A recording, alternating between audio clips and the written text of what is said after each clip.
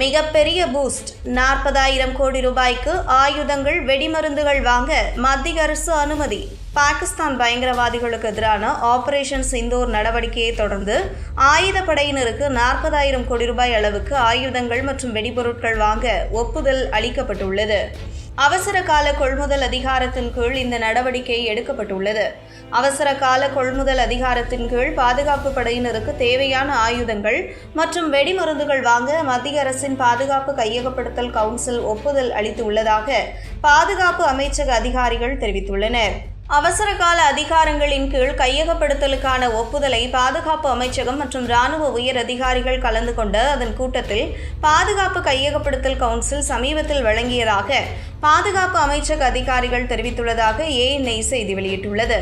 40,000 கோடி ரூபாய் தொகையில் கண்காணிப்பு ட்ரோன்கள், தற்கொலை ட்ரோன்கள், பீரங்கிகளுக்கு தேவையான வெடிமருந்துகள், ராக்கெட்டுகள், வான் பாதுகாப்பு மற்றும் ஏவுகணைகள் உள்ளிட்டவை வாங்கப்பட உள்ளன. முக்கியமாக குறிப்பிட்ட காலக்கெடுவுக்குள் இவை வாங்கப்பட உள்ளன.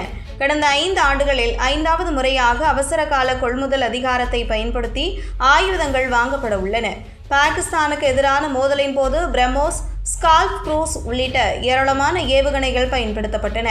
இதனையடுத்து இந்த முடிவு எடுக்கப்பட்டுள்ளது. இந்த முடிவை ஆயுதப்படைகளை செயல்படுத்த உள்ளன. அவர்களுக்கு பாதுகாப்பு படை நிதி குழுவினர் அறிவுரை வழங்குவார்கள். இது தொடர்பாக பொதுத்துறை மற்றும் தனியார் துறையினருடன் பாதுகாப்புத்துறை அதிகாரிகள் ஆலோசனை நடத்தியுள்ளனர். பாகிஸ்தானில் உள்ள இலக்குகளை தாக்க பயன்படுத்தப்பட்ட ராம்பேஜ் ஏவுகணைகள் தற்போது வாங்கப்பட உள்ளன. முன்பு இந்த ஏவுகணைகளுக்காக ஒப்பந்தம் போடப்பட்ட நிலையில் தற்போது உள்நாட்டிலேயே தயாரிக்கப்பட உள்ளது. மேலும் ஆபரேஷன் சிந்தூர் நடவடிக்கைகளை நேரில் கண்காணித்த ஹெரான் மார்க் 2 ட்ரோன்களும் அதிக அளவில் வாங்கப்பட உள்ளன.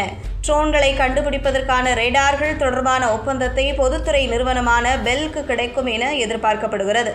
உள்நாட்டில் ட்ரோன் தயாரிக்கும் நிறுவனங்களும் ஒப்பந்தங்களை பெறும் என எதிர்பார்க்கப்படுகிறது. ஆபரேஷன் சிந்தூர் நடவடிக்கை இன்னும் நடந்து கொண்டிருக்கும் போதே இந்த ஒப்புதல் கிடைத்துள்ளது. இந்திய ஆயுதப்படைகள் பாகிஸ்தான் விமானப்படையின் 12 விமான தளங்களில் 11 தளங்களை தாக்கி அவர்களின் உள்கட்டமைப்பு மற்றும் விமானிகளுக்கு பெரும் சேதத்தை விளைவித்ததன் மூலம் பாகிஸ்தான் விமானப்படைக்கு கடுமையான நெருக்கடியை ஏற்படுத்தி உள்ளது குறிப்பிடத்தக்கது.